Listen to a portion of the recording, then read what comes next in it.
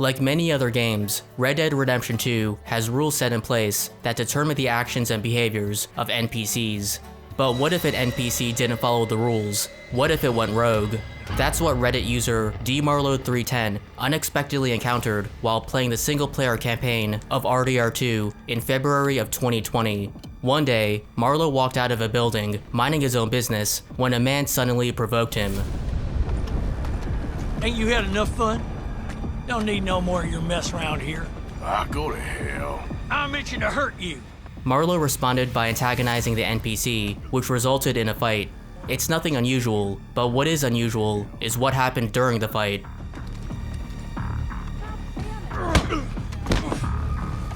You've asked for your...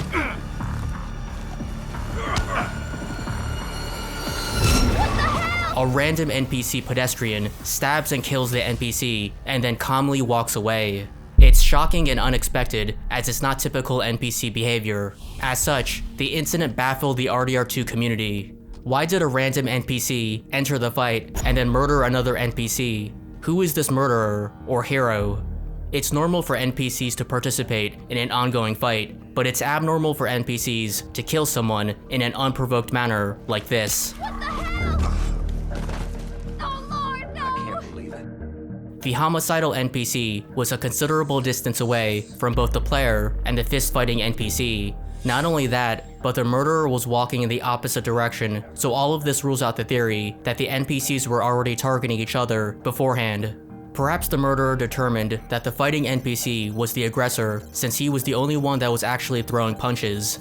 As we can see, Marlow was just blocking the punches the entire time, so this could have triggered the murderer to think that the NPC was the real threat and that Marlow was the one that needed saving. But even so, it's extreme for an NPC to just outright kill another NPC in cold blood just because a few punches were thrown. And the fact that the murderer used a knife instead of a gun is unusual as well. Instead of punching, tackling, or using a chokehold to non-lethally put down the NPC, the murderer instead chose the nuclear option. What makes this even more weird is that if you look closely, the murderer stops and turns around before the NPC throws the first punch.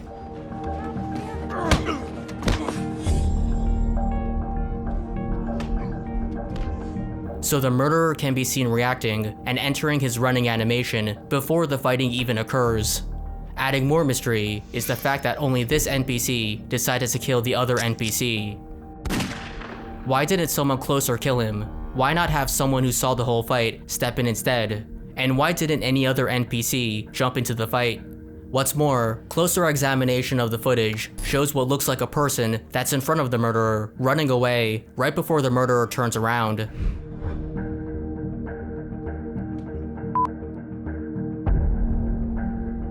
It's hard to tell, but in addition to that, you can also faintly hear a woman say "God damn it" right before the fighting begins.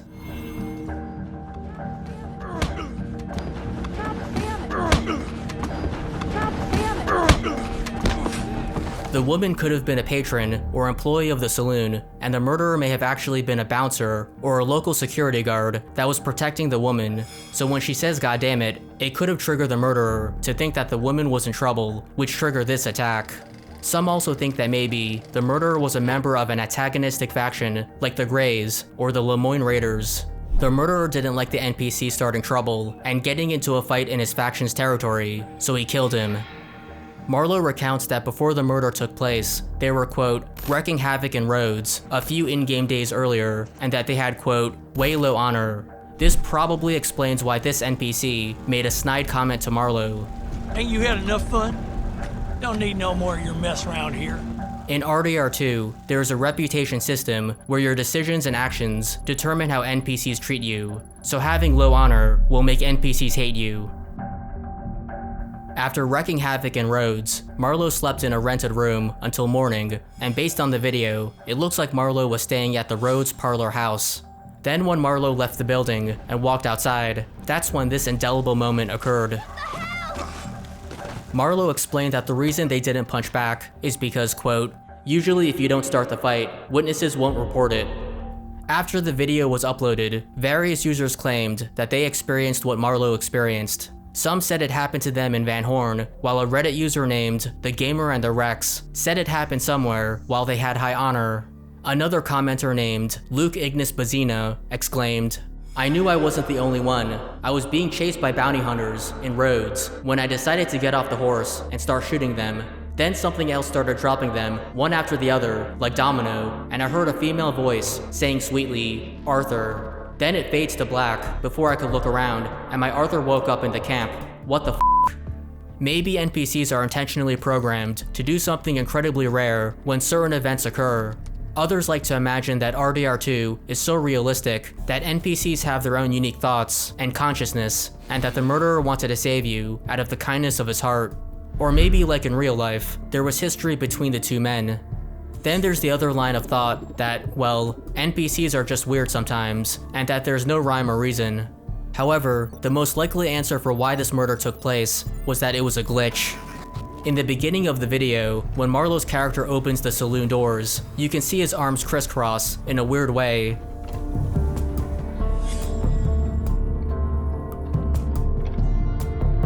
It looks like a glitch, which may have triggered this homicidal NPC to glitch out as well, causing him to unconventionally kill another NPC.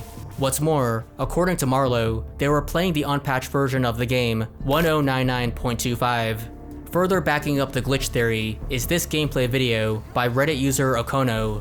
The player can be seen chasing a bounty target named Nathan Kirk. When Okono jumps off the balcony, they end up landing on Kirk's horse. But because Kirk is the one that's supposed to be on the horse, the script for Kirk breaks, causing him to just stand there. Then in the distance, another NPC ominously steps out of the shadow and calmly walks towards the player. This NPC is apparently the mayor, and because Kirk is flagged as a criminal, the mayor is now flagged as law enforcement or a combatant citizen. As a result, this triggers the mayor to sneak up behind Kirk and kill him. This is just a theory, but the incident is most likely due to a glitch, and it's similar to what happened in Rhodes. Like this homicidal NPC, the mayor was also far away, and just like the NPC, he sneaks up behind the target in a similar fashion. And the mayor NPC is someone of status, so perhaps this NPC isn't just some random everyday pedestrian. Whoever this man is, he's a murderer, but to others, he's the hero the Wild West deserves. He's a silent guardian, a watchful protector, a dark knight.